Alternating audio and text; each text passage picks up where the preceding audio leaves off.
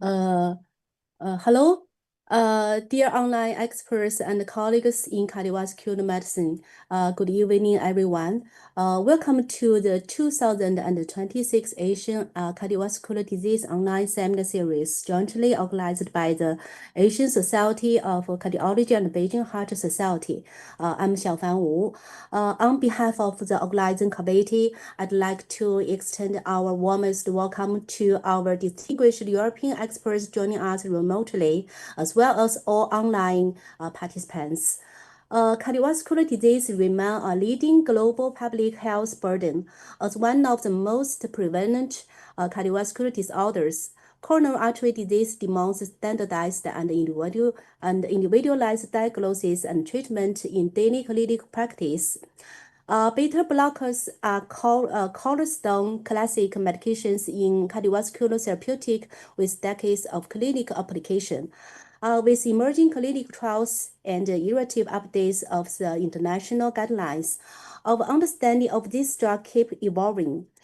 Growing high-quality evidence has continuously optimized our clinical medicine strategies, covering pharmacological mechanisms and clinical benefits, general populations, and special patient subgroups. Today's seminar is aimed Sino-European expert dialogue, clinical value and individualized application of beta blockers in coronary artery disease management. We aim to build a high-end communication platform for Chinese and European cardiologists to discuss the updated clinical value of beta blockers based on the latest research data and guideline consensus.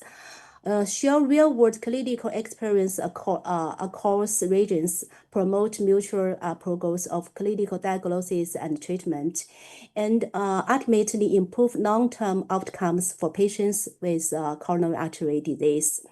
First, we are honored to invite Professor Stefano Taddei. I'm not sure the pronunciation is okay. From Italy, together with demonstrate experts including Professor Fang, Professor Jian and Professor Zheng to share cutting-edge research updates and practical clinical experience today. Now we will start the first academic lecture session. Our first speaker is Professor Stefano Taddei from Italy.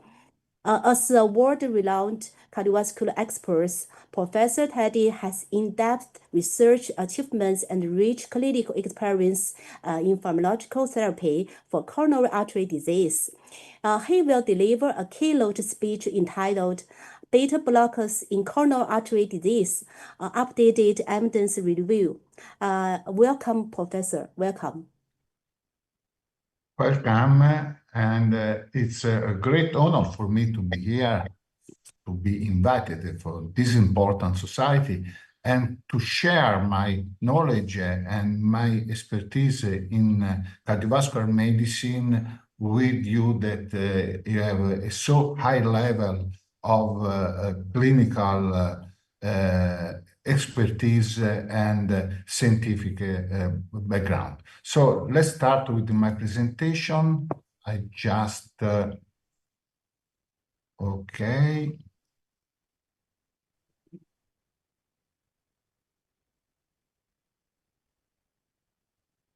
Okay. The title of my presentation is to speak about the value of beta blockers in coronary artery disease management. I come from Italy and I live in Pisa, and my university hospital is in Pisa. Probably you don't know where is Pisa, but for sure you know this the famous Leaning Tower. The Leaning Tower is in Pisa. So this is the place where I live, and my hospital is very close to the Leaning Tower. And okay, just the chairman introduced the concept that ischemic heart disease is a challenging problem in patients' care because it's the first cause of death in high-income countries. So it's a very important issue that we need to discuss, and we need to treat properly in order to save life. And one of the difficult aspects of chronic coronary syndrome is the fact that we have many different clinical manifestations, including patients that are asymptomatic, but they have abnormal coronary anatomical or functional test, and you can discover only if by change you do a provocative test to those patients. Then we have angina or equivalent with no obstructive coronary artery disease, the so-called ANOCA or INOCA, and this is a complex aspect of coronary artery disease.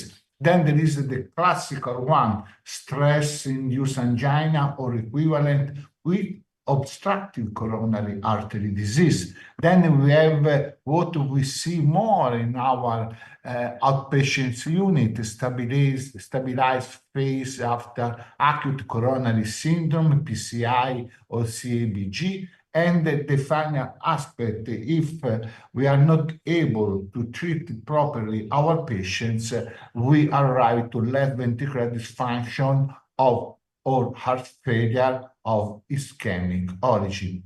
But why this complex, this clinical picture?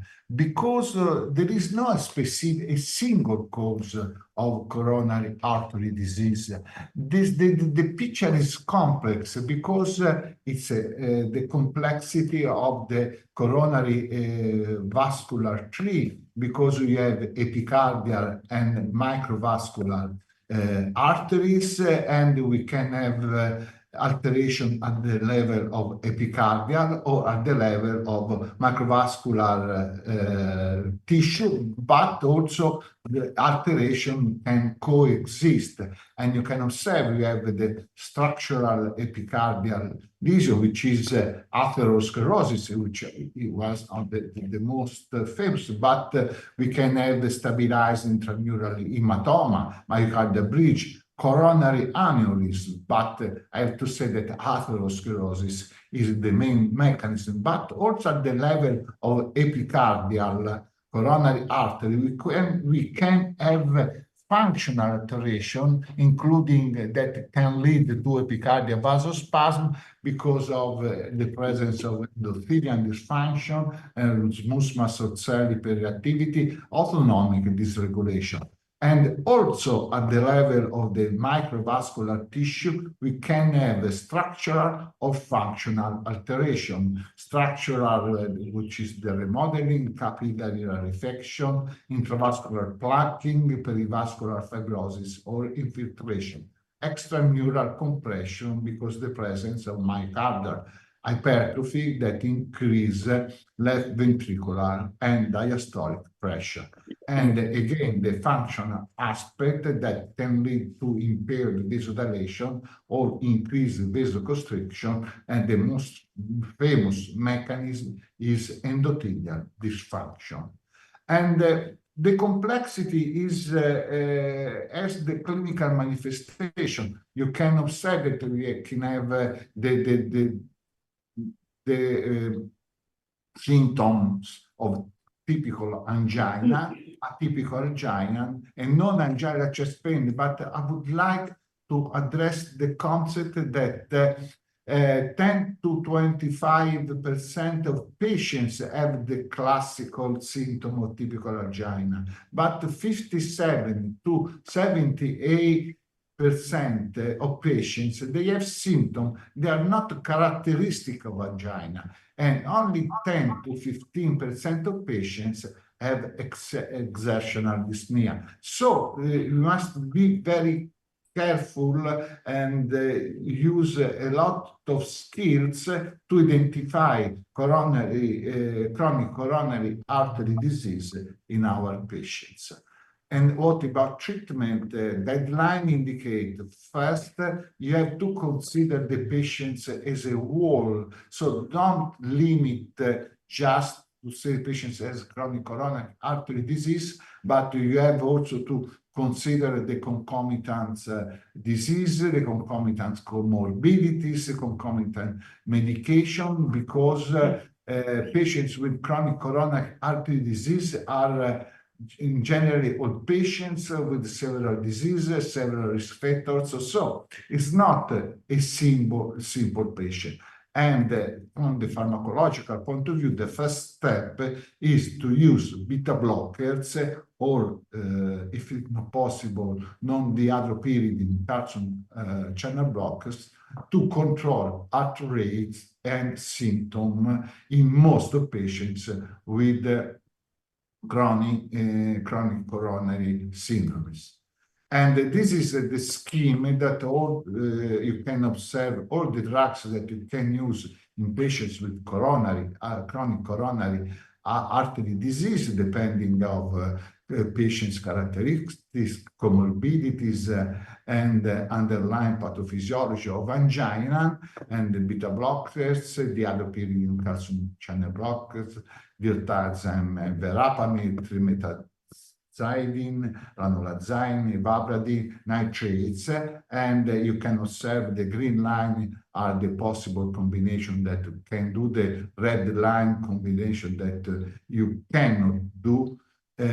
Blue line you can consider, and the dotted lines are related to drugs that have the same mechanism of action. If we look at beta blockers, you can observe that the beta blockers are those are the typical indication: obstructive coronary artery disease, microvascular dysfunction, arterial hypertension, atrial fibrillation, and heart failure with reduced ejection fraction. But you can also observe that you can consider, and you have to use in most cases, beta blockers even in patients with chronic obstructive pulmonary disease, peripheral artery disease, diabetes mellitus. So conditions that many doctors say, oh, this is a contraindication to the utilization of beta blockers. This is not true. It must be, those patients can be treated with beta blockers, but we have to choose the right beta blocker. And we will see later this concept. One of the most important aspects that I want to discuss first is the utilization of beta blockers in post-myocardial infarction. Why? Because very recently, a lot of rumor derived from this meta-analysis published in New England Journal of Medicine that analyzed the effect of beta blockers post-myocardial infarction in patients with normal ejection fraction. And in those patients, you can observe a big meta-analysis from 5 controller randomization trial with a medium follow-up with 3.6 years. And you can observe there is no difference between patients treated with a beta blocker and patients not treated with a beta blocker. So apparently, this meta-analysis seems to indicate that it's not necessary to treat patients with beta blockers after myocardial infarction and normal ejection fraction. But you have to consider that this meta-analysis analyzes controller randomized trial that included a very specific population. That was a population that were treated or not treated with a beta blocker without other indication for beta blockers. So if we look at the result, you can observe that all those studies didn't enroll a lot of patients that usually are enrolled in other clinical trials. And for instance, patients with the beta blockers treatment indicator other than secondary prevention, so a compelling indication for beta blockers that is not related just to the ischemic heart disease were not included. Were not included the patients with clinical evidence of heart failure, were not included the patients with hypertension, patients with atrial fibrillation. So, and also you have to consider that those beta blockers was not well defined, and the median dose of bisoprolol was 2.5. The median dose of metoprolol was 50 milligrams, and carvedilol 10 milligrams. So very below guideline direct target levels. So the patients enrolled in this study are very, very specific patients treated with low beta blocker dose. And you can observe that if we compare the patients in the meta-analysis to patients enrolled in different studies, for instance, the study population from trial in HF PEF, and you can observe a much different, at least in the prevalence of comorbidities, atrial fibrillation, only 2% in the meta-analysis of Christensen, arterial hypertension, only 48%, chronic heart failure was an exclusion criteria. So, does this trial fully reflect the clinical diversity of real-world post-myocardial infarction patients with preserved ejection fraction? The possibility exists that this meta-analysis represent a carefully selected preserved ejection fraction population with limited comorbidities. So it cannot be really applied at the daily life, to the daily life patients. But also consider that what we see in the clinical practice data from registers, you can observe, you can look at how much more events we have. Look at the all-cause mortality, the difference between real life and controlled clinical trial. We discuss a lot about the applicability of controlled clinical trial in the clinical setting. If we move just to mildly reduce ejection fraction from 40 to 50%, you can observe there is no doubt that beta blockers have a beneficial effect with a 25 reduction in the cumulative incidence of the primary endpoint. And you can observe that basically beta blocker used were bisoprolol, metoprolol, carvedilol. And this is the analysis of the different trials included in this meta-analysis. This is a study from the real world indicating that total mortality and MACE in patients treated with or without beta blockers with mild range left ventricular ejection fraction from 40 to 49%, and you can observe that the treatment with beta blocker produced a very beneficial effect at 1 year and at 3 years. So, ischemic patients with middle range ejection fraction treated with drug-eluting stents, beta blockers therapy can reduce total mortality and MACE.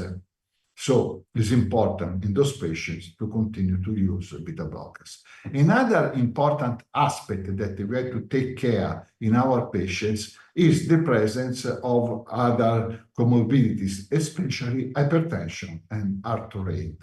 This is the ABIS study that seems to demonstrate that long-term beta blocker treatment after myocardial infarction, the interruption was not found to be non-inferior to the strategy of beta blocker continuation.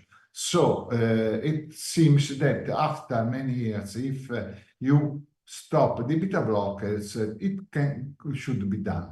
But what is important to observe in this study is when you interrupt the beta blockers, you can observe an evident increase in heart rate and an evident increase in blood pressure. And the increase in blood pressure was not dampened from the increase of concomitant antihypertensive treatment. And heart rate and blood pressure are crucial determinant of prognosis in patients with coronary artery disease. And you can observe this sub-analysis that indicate if you 4 groups, no hypertensive patients on beta blocker continuation, no hypertensive patients on beta blocker interruption, no, hypertensive patient beta blocker continuation, hypertensive patients beta blocker interruption. So you can observe that if you have hypertension and you interrupt the beta blockers, you have the maximum increase in the composite endpoint, that myocardial infarction, strokes, or hospitalization, which is reduced by the treatment with the beta blockers. If you have normal blood pressure values, the difference is not much high. And also, there is also the problem that okay, the previous slide, the study was performed in, if you consider also that you have to think that hypertension is very well represented in patients with especially with diabetes and coronary artery disease. And you can observe that in diabetes, blood pressure target are reached only in a small amount of patients. And you have no problem to add beta blockers to concomitant antihypertensive treatment, because you can observe that there is a beneficial effect if you combine diuretics with calcium antagonists or with RAS blockers. So you can add beta blockers to all antihypertensive drug classes. And let us go to speak about heart rate. You can observe that patients with heart rate lower than 75 beats per minute have a better prognosis as compared to patients with higher with a rate higher than 75 beats per minute. And this is also a sub-analysis that you can observe that patients treated with the beta blockers at low dose or standard dose with high heart rate and with low heart rate, and you can observe that patients with high heart rate and low beta blocker dose have the greatest incidence of cardiovascular event. And non-cardiovascular comorbidities, this is important because we can introduce the concept of selectivity. Because you have to use, when you have especially comorbidities, beta blockers with the beta-1 selectivities, such as bisoprolol. And you can observe that in patients with chronic obstructive pulmonary disease, all-cause mortality and measure adverse pulmonary events is lower with the bisoprolol as compared to carvedilol. And another study comparing, if you take 2 studies, in one to use metoprolol, and the other one to use bisoprolol in patients with chronic obstructive pulmonary disease, you can observe that the metoprolol was associated with the exacerbation of pulmonary symptom. Bisoprolol was absolutely neutral. And also in patients with diabetes mellitus, you can observe that in control clinical trial or cohort studies, the treatment with the beta blockers can reduce cardiovascular events. And I don't want to go into the details of this slide, but you can observe how many specific compelling indications for beta blockers guidelines identify in patients with chronic coronary artery disease. Let us to see the effect of beta blockers in angina and chronic coronary syndrome. You can observe that bisoprolol as compared to nifedipine low release can reduce the number of ischemic episodes and the total duration of ischemia, so demonstrating a much a better effect on coronary reserve. And please observe, this is the circadian incidence of angina episode. The greatest incident is in the morning, and you can observe that the bisoprolol, but not nifedipine, can significantly, dramatically reduce the incidence of symptoms. And this is also the survival beta blockers or bisoprolol as compared to other beta blockers or non-beta blockers drugs. You can observe after the first episode, after the first episode of angina, if you treat it with bisoprolol, you can reduce mortality in 14 years of follow-up. And this is the effect of in patients with chronic coronary artery disease, stable patients. Again, if you treat with a beta blockers, you can reduce the incidence of cardiovascular event and take into consideration that 66 of patients in this study were on bisoprolol.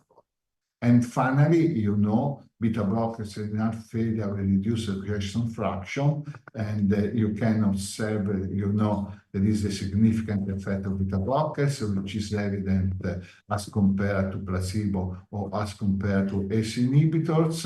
The result of two studies, the effect of bisoprolol versus placebo, but I would like to discuss with you this concept that also in those studies is important to use the right dose. And you can observe that in patients with no diabetes, but especially in patients with diabetes, the utilization, the full dose of bisoprolol is associated to a reduce in mortality. So don't be afraid to increase the dose of the beta blockers. And this is very similar to what we observe, for instance, with the ACE inhibitor. You can observe bisoprolol equivalent dose, ranopir equivalent dose. Higher is the dose, higher is the survival of patients with coronary, with heart failure. My conclusion is ischemic heart disease remains one of the most challenging problems in clinical practice. Chronic coronary disease has different clinical presentation, and the identification of form with subtle symptoms is not easy. In post-myocardial infarction patients, beta blockers represent a cornerstone of treatment, regardless of the left ventricular ejection fraction. In post-myocardial infarction patients with preserved ejection fraction, the effectiveness of beta blockers derives from the presence of numerous compelling indications for this class of drug, including elevated heart rate and blood pressure. Also, in patients with chronic ischemic heart disease, the effectiveness of beta blockers is mainly related to the control of blood pressure and heart rate, and beta blockers with a high beta-1 selectivity, such as bisoprolol, have the best evidence of effectiveness, even in patients with chronic obstructive pulmonary disease or diabetes mellitus. And again, thank you for your attention. This is a picture from PISA. Tomorrow we have every year the so-called Luminara, that means lights, 1,000 lights along the Arno River. Will be a beautiful time for people living in China. Thank you very much for your attention. Okay, Thank you very much for your insightful and comprehensive presentation, Professor Taddei. And you just summarized the core evidence supporting the beta blocker application in coronary artery disease. For example, the patients with post myocardial infarction with preserved ejection fraction or mildly reduced ejection fraction, or patients with post myocardial infarction with high blood pressure or high heart rate. Especially like some special patients with chronic obstructive pulmonary disease for the bisoprolol. And also for the patients with chronic angina and stable coronary artery disease. Which depends on our overall recognition of the clinical value of this classic drug. We highly appreciate your excellent sharing. Thank you so much. Thank you. And next, let's welcome our second speaker, Professor Chao Fang Chao from China. And he will interpret latest beta blocker related studies and guideline updates from 2025 ESC Congress. Professor Fang will focus on newly reduced guideline recommendations and landmark clinical trials unveiled at the 2025 ESC Congress, bring us frontier international evidence and guiding individualized medication strategies of beta blockers in diverse patient populations. Let's welcome Professor Chao, Fang Chao. Welcome. Thank you, Professor Wu. I'm going to share my slides.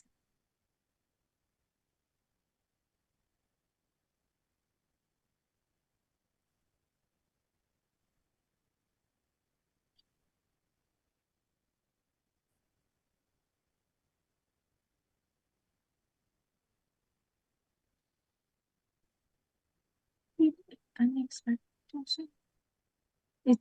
Can you slides? Not yet. Okay.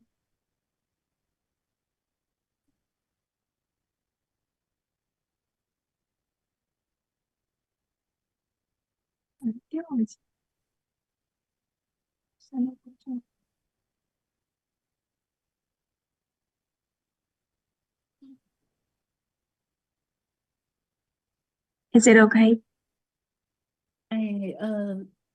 We can see your slides. Okay, thank you very much.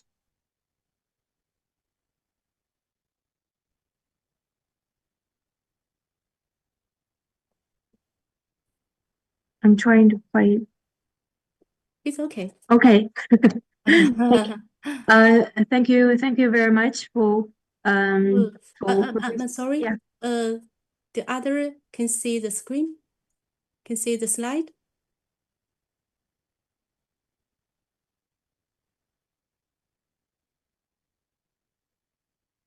We can't see the slides from the share screen.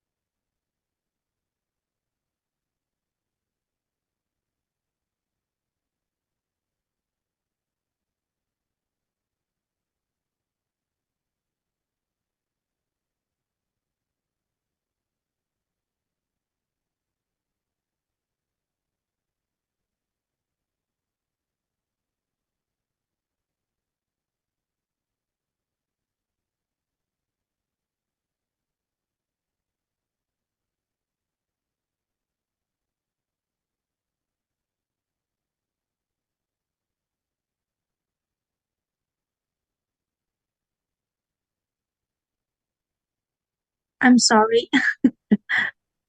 I'm sorry. My app maybe is not working just now, and I will let other people to help me share the screen, because once I share my screen, the app work out.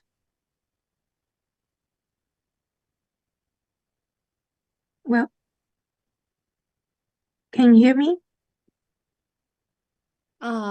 Yes, we can hear you, but we can't see the slides, but it does, Okay. yeah, now it's okay. Okay, thank you. Thank you. I feel so sorry for what happened just now, and it's really a pleasure for me to have this important meeting with all of you, and I really enjoy the lectures just now Professor Taddei gave us, and today I'm going to share some new guidelines of recommendations on beta blockers and also some hot topics related to beta blockers. And next one. Yes. First, let's see the what guideline recommended about beta blockers. And here we can see is 2025 guidelines for the management of valvular heart disease. In patients with aortic valve regurgitation, the use of beta blocker prolongs diastolic duration, which may increase regurgitation volume. Therefore, it should be used with caution when prepared for other indications. But beta blocker may be used post-operatively in combination with ACAI or ARB when there is a clear indication such as systolic heart failure or the need of heart rate control. And for patients with secondary mitral regurgitation, beta blocker are also recommended because the optimized medication therapy for heart failure is recommended for the current recommendation. And as for the pneumatic mitral stenosis, beta blocker may improve syndrome by controlling volume overload and heart rate. And in the condition of paravalvular leak or hemolysis, when surgical and transcatheter intervention are contraindicated, the goal of medication therapy is to counteract the sequence of metal hemolysis or to reduce hemolysis. So we can use beta blocker to reduce hemolysis. So next one. Yes, here we can see some recommendation for the management of myocarditis and pericarditis. In patients with acute myocarditis, particularly in those with elevated troponin levels, severe types, and beta blockers should be considered for the management of arrhythmia. So the treatment should be continued for at least 6 months to control syndromes and prevent arrhythmia events. And for patients who remain symptomatic despite adequate anti-inflammatory therapy and have a resting heart rate higher than 75 beats per minute, this group of patients with pericarditis, beta blockers should also be used to further improve syndrome control. So there are also two recommendations. First is the EIC guidelines for the management of cardiovascular disease and pregnancy. It is for pregnant women with myocardial with long QT syndrome. The beta blocker should be used continuously throughout pregnancy. And it is also recommended that women with long QT syndrome continue to apply beta blocker while breastfeeding to reduce arrhythmia risk, reduce the event. And also for women with Marfan syndrome or other inherited disorders of aorta, beta blocker therapy is recommended throughout pregnancy and during the postpartum period. So beta blocker is very important for pregnant women. with heart disease. And another consensus statement is mental health and cardiovascular disease. As we know that some medication for heart failure may be associated with the development of depression or anxiety. But beta blocker, as previous studies shown, have not been reported to increase depression risk. So for patients with heart failure, the use of beta blocker may be better. And the treatment of sinus tachycardia, beta blocker is recommended if symptomatic or with a sustained heart rate higher than 130 beats per minute. So let's see some other recommendations, maybe the next one. Thank you. The second part is hot topics related to beta blockers. Here we can see several RCTs and secondary analysis. Next. Yeah, the first hot topic is a paper published in New England Journal of Medicine. They include patients with normal or mildly reduced left ventricular ejection fraction after myocardial infarction. And they were all randomized 1-to-1 ratio into beta blocker treatment and non-beta blocker treatment. And it was designed as an open-label randomized clinical trial. And primary endpoint is all-cause death or MACE. And secondary endpoint is recurrent myocardial infarction, unplanned revascularization, ischemic stroke, heart failure, and malignant ventricular ischemia, arrhythmia. So they want to assess the effectiveness and the risk of long-term beta blocker therapy after myocardial infarction. The median follow-up period is 3.5 years. So let's see the results of this study. Here's the baseline characteristics. We can see about half of baseline population have hypertension and STEMI, ST segment elevated myocardial infarction. And let's see the results of primary endpoints. The primary endpoint shows in patients with myocardial infarction and ejection fraction higher than 40%, long-term beta blocker therapy significantly reduced the incidence of adverse events. The hazard ratio is 0.85 and is really benefit. And the next secondary endpoint results, we can see long-term beta blocker therapy was associated with lower rates of all-cause mortality, myocardial infarction, as well as the all-cause the hazard ratio of myocardial infarction is 0.73, and lower rates of heart failure and malignant ventricular arrhythmia. So here is the subgroup analysis. We can see long-term use of beta blocker therapy may benefit more in patients with ejection fraction within 40 to 49%, and STEMI patients and female and diabetes, they all benefit more from long-term use of beta blocker. So next. Okay, the second hot topic is a paper published in Lancet. This study is beta blocker after myocardial infarction with mild reduced ejection fraction. And this is a meta-analysis of 4 RCT, including Reboot, Retami, DanBlock, and Capital. This study aimed to evaluate the efficacy of beta blocker in patients with mildly reduced ventricular ejection fraction following myocardial infarction. And they put the population together and divided into 2 groups, including beta blocker group and non-beta blocker group.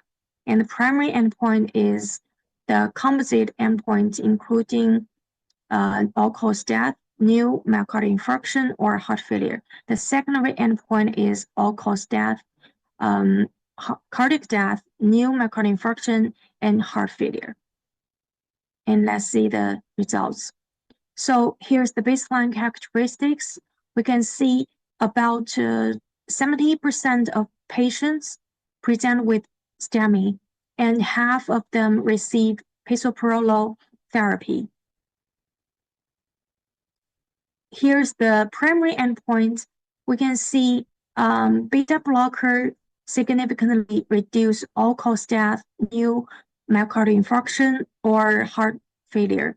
The hazard ratio is 0.75, so it's very useful in patients with mildly reduced ejection fraction.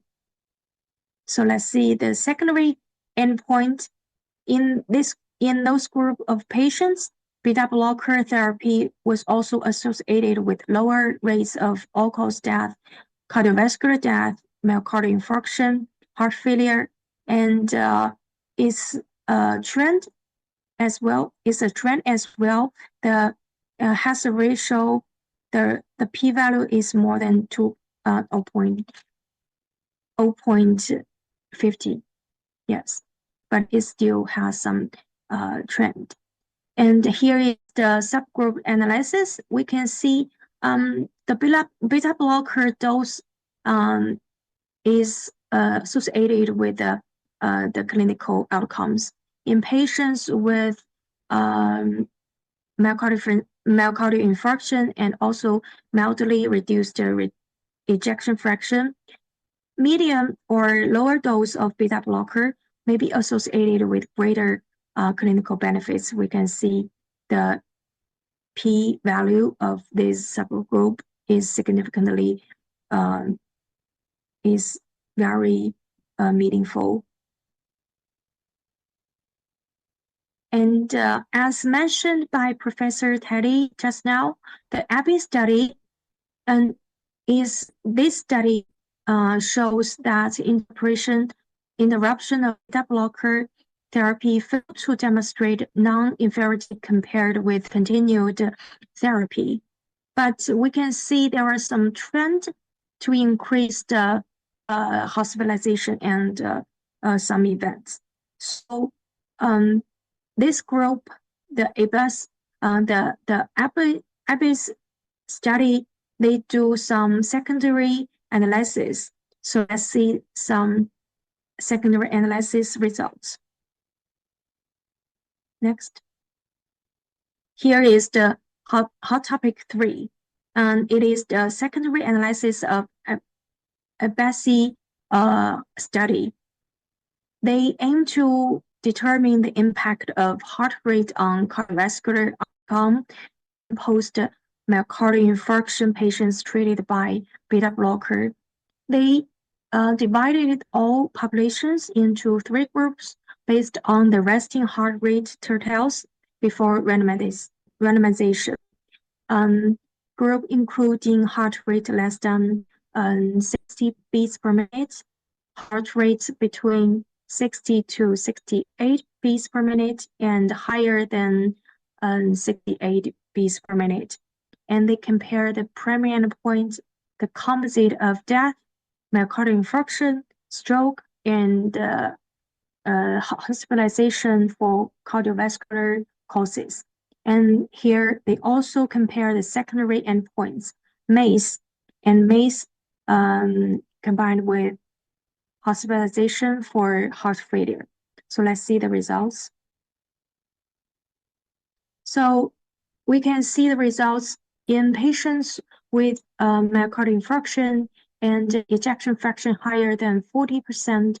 A higher baseline heart rate is associated with increased risk of death, myocardial infarction, and stroke. So controlling the heart rate is very important. Across different baseline heart rate groups, continued beta blocker therapy was associated with lower risk of primary endpoint, but without a statistically significant benefit. So we can use beta blocker in this group of patients. And next. And here, the interesting thing is the interruption of beta blocker leads to a significant rebound increase in heart rate, and it also worsens clinical outcomes. It will increase the risk of cardiovascular events. So if the patients receive beta blocker, it's better to continue the use of this medicine. And consistently is another subgroup analysis of a base study showed interruption of beta blocker therapy increased the risk of primary endpoint, especially among patients with hypertension. We know hypertension patients need beta blocker, and in this group of patients, myocardial infarction, and they also need and benefit more. They benefit more when using the beta blocker continuously. So we can see the hazard ratio is 1.27. So interruption of beta blocker really do harm to this group of patients, but no significant difference between patients in the non-hypertensive subgroup.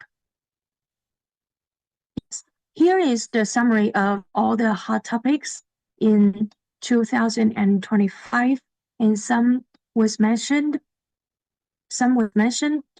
in Professor Taddei's lecture, and we can see all these papers really give us a lot of information, and we need to use beta blocker continuously, and beta blocker therapy really reduce adverse events. Yes, next.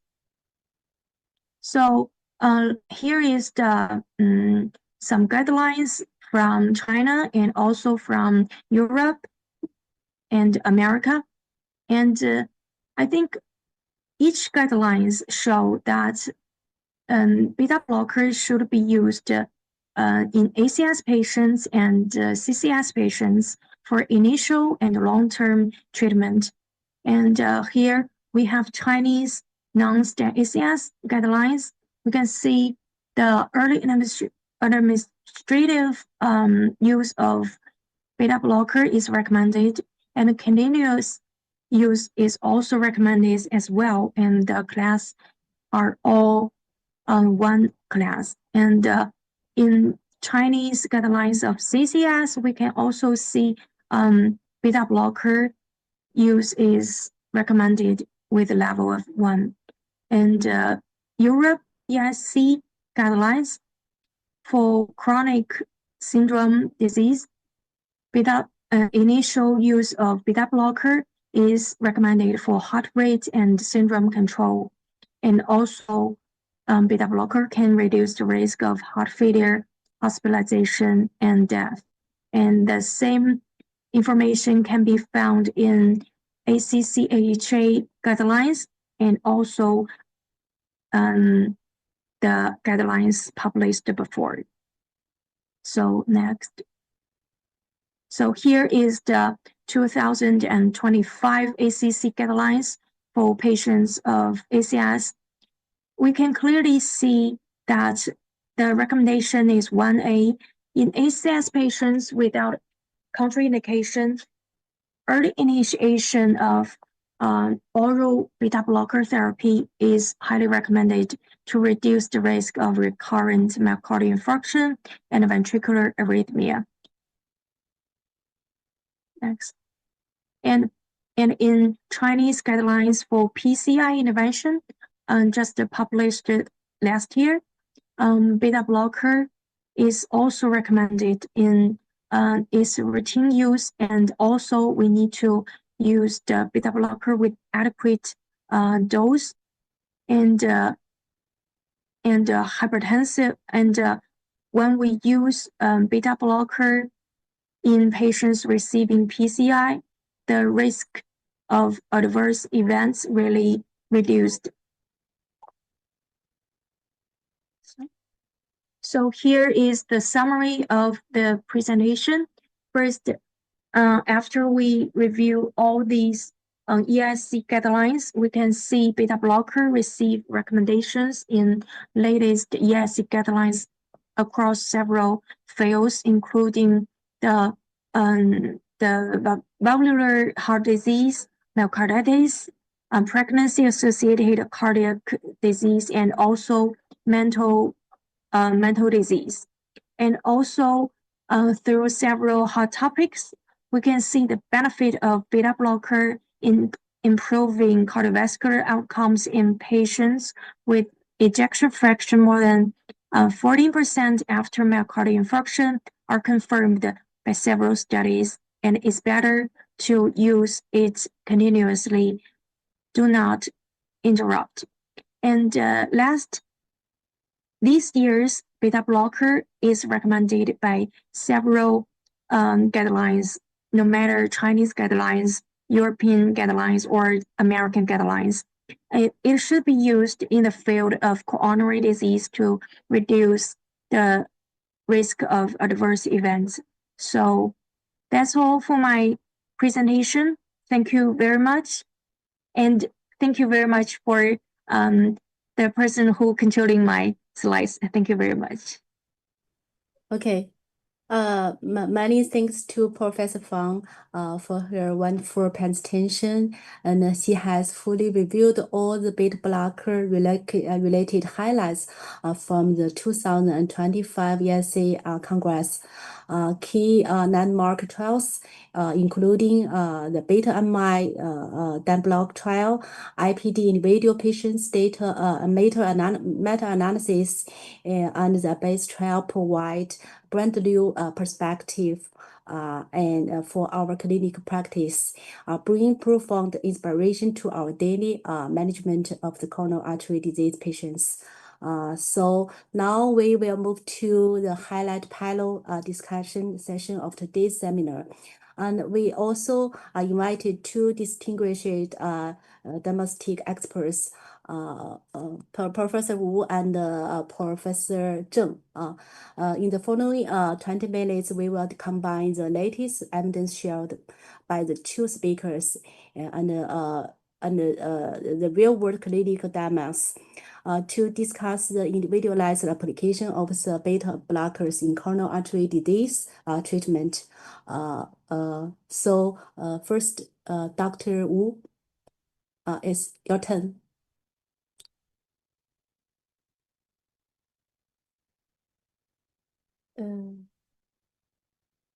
It seems I can't hear you.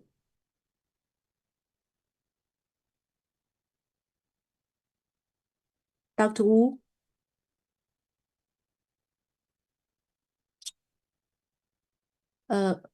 吴大夫，你有没有打开你的音频？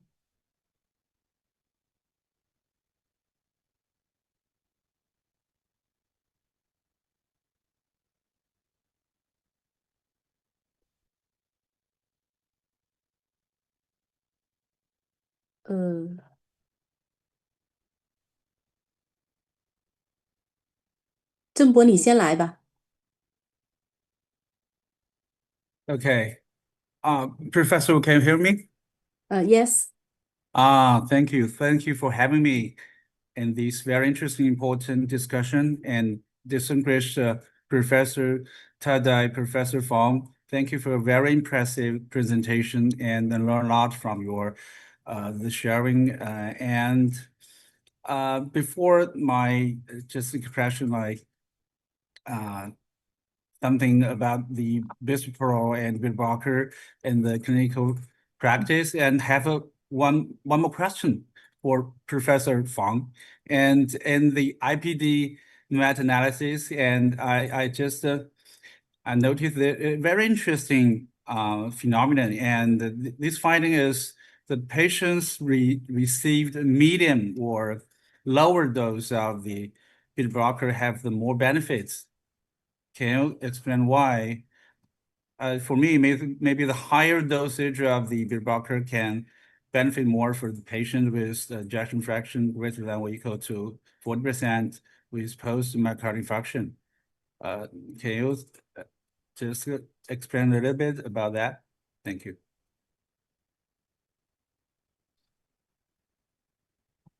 Okay. Okay.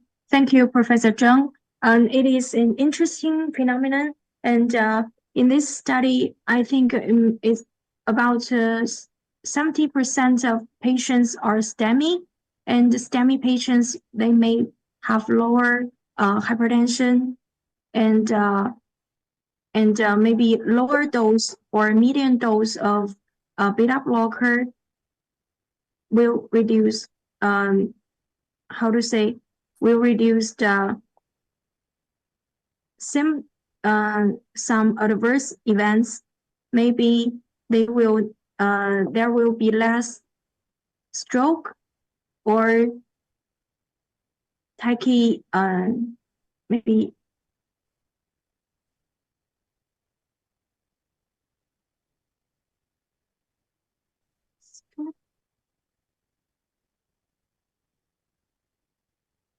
But I think it's a very interesting indication. Maybe for this kind of patients, we just prescribe a moderate dosage is fine, rather than maybe very higher dose of the beta blocker. What about your opinion, Professor Taddei?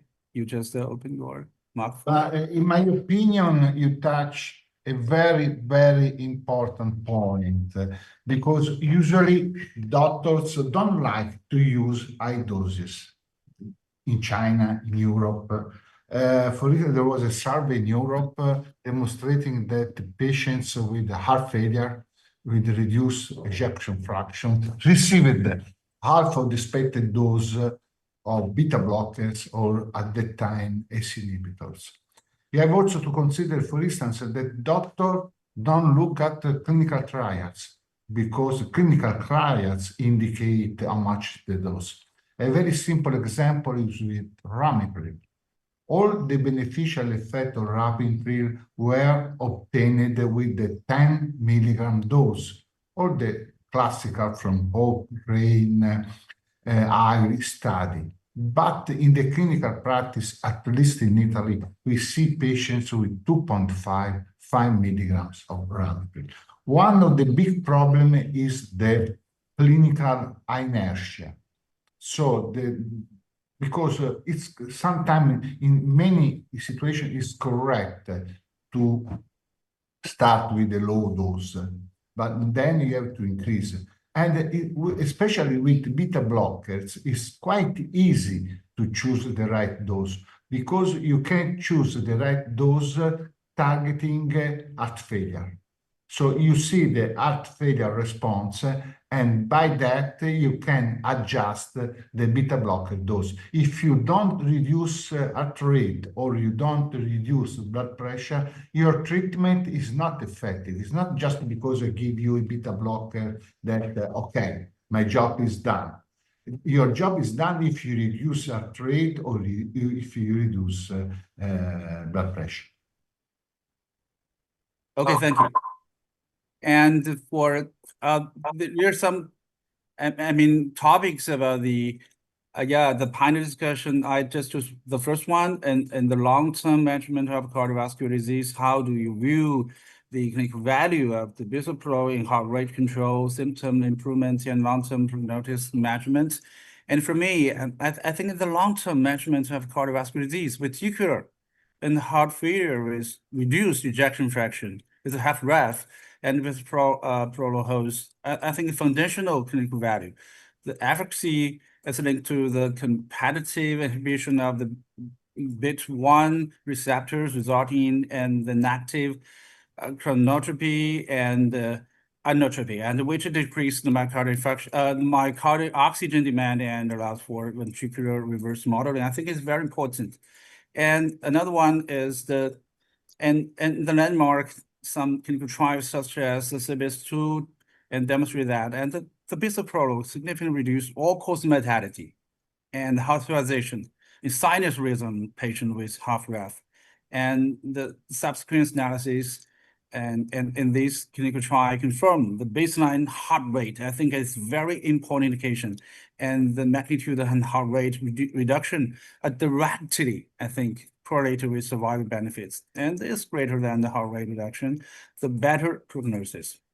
And furthermore, the long-term bisoprolol up titration, I think the dose is another important.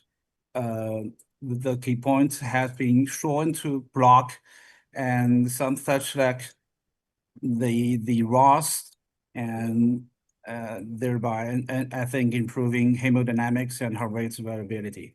So I think there's some, I mean, key points about the benefits of the bisoprolol. One is the ejection fraction. I think is lower than maybe 40%, definite benefit. Another one is heart rate, and maybe 7 BPM or something that's higher. And another one maybe the blood pressure, maybe greater than 240, or 140/90. This kind of patient can benefit more. So I think for the long-term clinical value, definitely the beta blocker is a very important medication, but we have to select the most benefited patients. And that key points, that key words maybe is very important while we just prescribes the beta blocker such as the bisoprolol. So maybe we should select the patients that benefit the most from this kind of medication. Yeah, that's my point. Thank you. Okay, thanks, Professor Zheng. How about Professor Wu?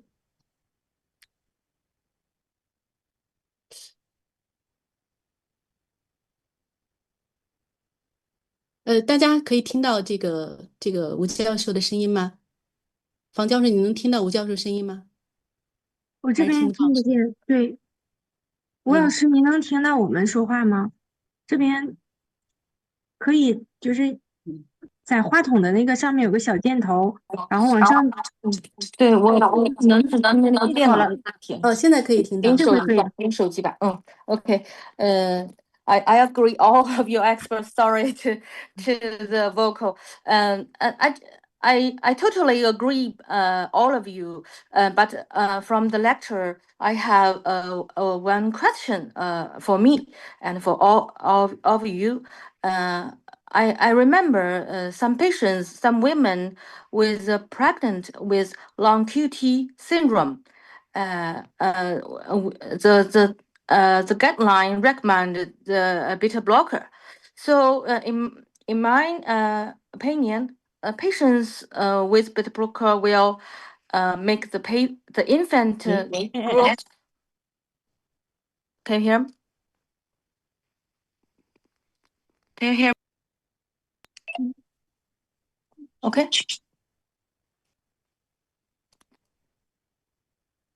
Can you hear me? Okay. So I just want to ask all of the professors, do you have the pregnant patients, and do you have described the beta blocker for them?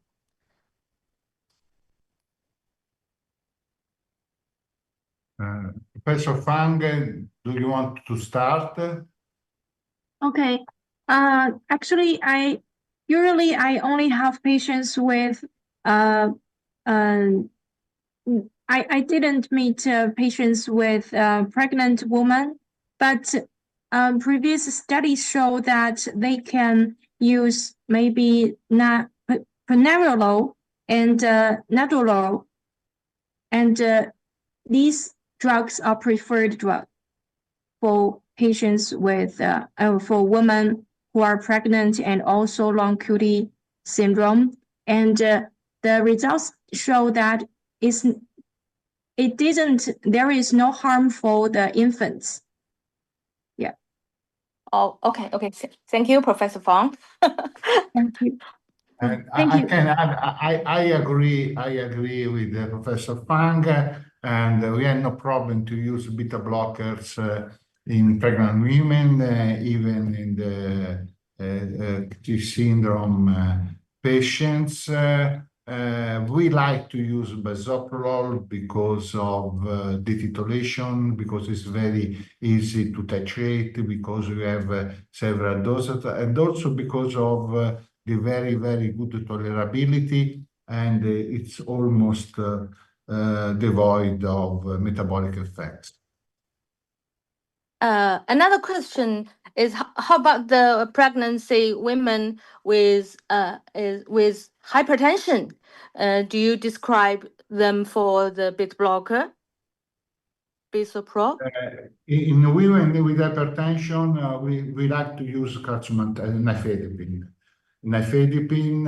And also guideline indicate alpha-methyl-DOPA because of the pregnancy is a difficult task. But however, there is also the possibility to use nifedipine because in the clinical practice in pregnant women, nifedipine is much used. And this is our first choice drug. And as a second drug, you could choose or alpha-methyl-DOPA or a beta blocker. Personally, I prefer to use a beta blockers because especially in combination with nifedipine, because nifedipine can increase the sympathetic nervous system, can reduce tachycardia. The beta blocker can reduce artery rate, so it's a very, very good combination. Alpha-methyl-DOPA can have some hepatic problems, and also is a drug that it's more difficult to withdrawal after delivery. Thank you, Teddy. Thank you for your explanation. Thank you.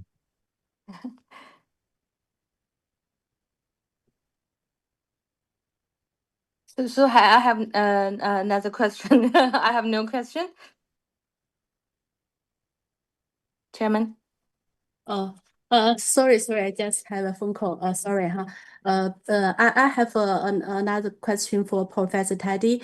In your presentation, you mentioned that in some trials doesn't show the reduction of the incidence of death and the hospitalization for myocardial infarction or heart failure due to the in this trials the beta blockers the dose didn't get the target target dose. So how do you to do the dose titration for the beta blockers? This question is for Professor Taddei. Okay.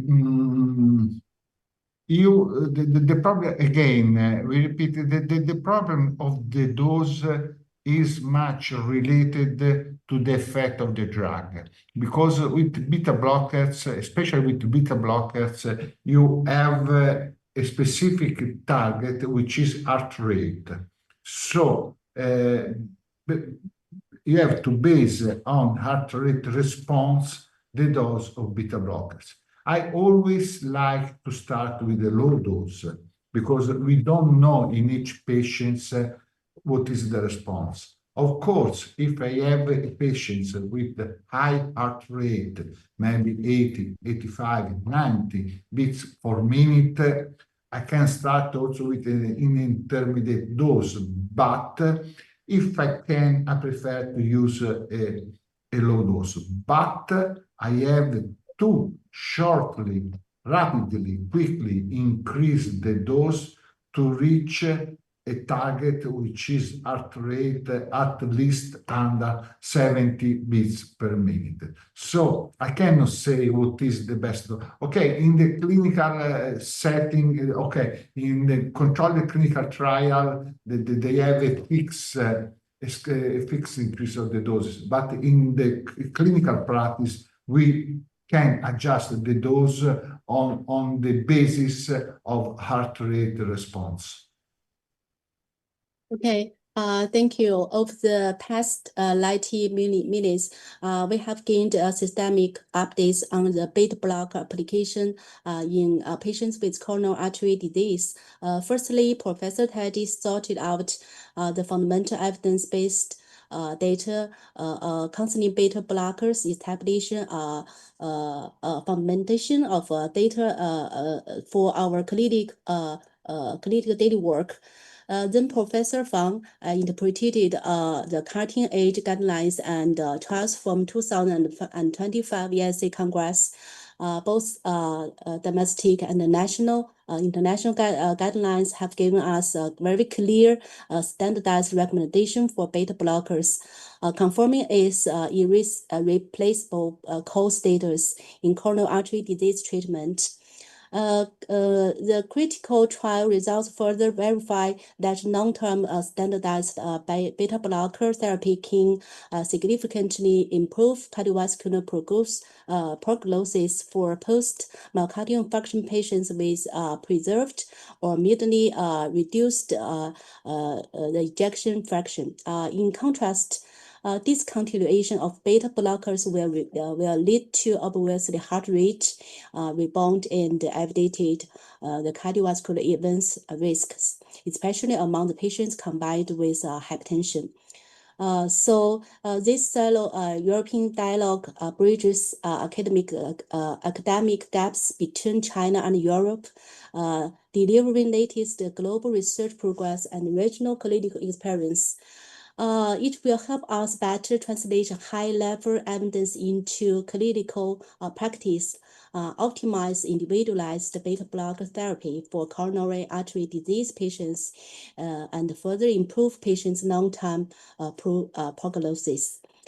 Finally, thanks again to all speakers and panel experts for your excellent sharing, and thanks all online colleagues for your active participation and support. This European Dialogues session of 2026 Asian Cardiovascular Disease online seminar series is now successfully concluded. We are looking forward to meeting you again in the future. Thank you all, guys. Thank you. Thank you, Chairman. Thank you.